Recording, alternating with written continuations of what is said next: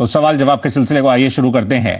पहला प्रश्न जो हम शामिल कर रहे हैं, ये प्रश्न नोएडा से है। प्रतीक साहब की तरफ से सवाल है और ये जो प्रश्न है इन्होंने जानना चाहा है, इनको लोन चाहिए एक प्लॉट के लिए एंड साथ में उस पर ये कंस्ट्रक्शन भी करना चाहते हैं, तो उस तरह से इनकी लोन की रिक्वायरमेंट है। स्क्रीन पर आइए इनका सवाल लेते हैं। और इन्होंने जैसे जानना चाहा, ये प्रतीक साहब की तरफ से जो सवाल है ये इनकी क्वेरी है।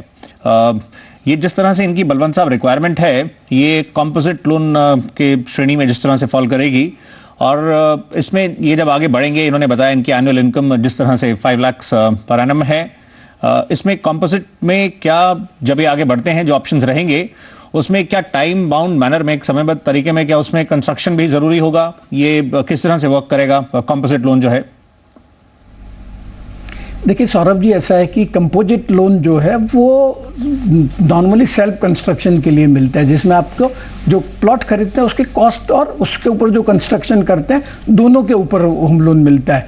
परंतु जो ये जो कंपोजिट लोन है उसमें नॉर्मली जो लैंडर्स है वो कंडीशंस लगाती है कि आपको जो कंस्ट्रक्शन है प्लॉट खरीदने के बाद रीजनेबल पीरियड, साल 1.5 साल में शुरू कर देना चाहिए, तो वो आपको कंप्लाई करनी पड़ेगी।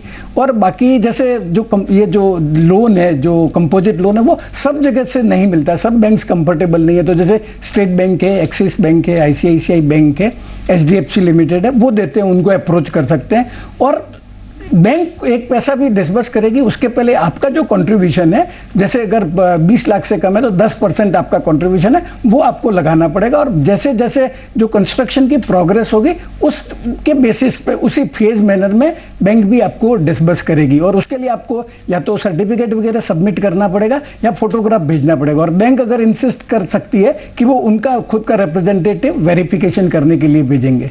जी, तो इस तरह से कॉम्पोजिट लोन का जो पूरा प्रोसेस है वर्क करेगा और आपके लिए इस तरह से आप इसको लेकर आगे मूव कर सकते हैं। वैसे जनरली जैसे बलवंत साहब, इनका ये भी जानना रहा कि प्लॉट लोन्स में थोड़ा इन्होंने सिर्फ प्लॉट लोन के लिए अप्लाई करने की कोशिश की थी, थोड़ा उसमें इनको मुश्किल हुई है।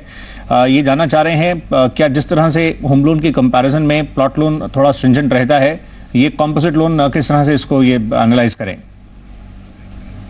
देखिए, ऐसा अगर आपको प्योर प्लॉट लोन लेना है तो बहुत कम लेंडर्स देते हैं और उसमें जैसे रेट ऑफ इंटरेस्ट ज़्यादा रहता है, टेन्योर भी कम रहता है, आपको जो खुद का मार्जिन है वो 40% तक आपको मार्जिन लगाना पड़ता है। पर अगर आप कंपोजिट लोन लेते हैं तो सिर्फ आपको अगर 20 लाख से कम अगर दोनों की कॉस्ट है तो 10% ही देना पड़ता है। तो जो और प्लस प्लॉट लोन अगर आपको लेना है तो जो गवर्नमेंट अथॉरिटीज़ है या जो अप्रूव्ड जो रेप्यूटेड डेवलपर है उनसे खरीदेंगे तो ही वो फाइनेंस होता है। पर प्लॉट लोन थोड़ा मुश्किल है, थोड़ा नहीं ज़्यादा मुश्किल है। होम लोन थोड़ा जैसे कंपोजिट लोन है वो थोड़ा उनको इजीली उनके इनकम के बेसिस पे मिल जाएगा। जैसे अगर इनकी जो इनकम है उनका सालाना जितना नेट इनकम है उनका 4 गुने तक मिल सकता है अगर उनकी एज है वो 40 साल या उससे कम है तो। और बाकी जो उनका कितना एक्टिव अर्निंग लाइफ बचा उसके बेसिस पर डिसाइड होगा।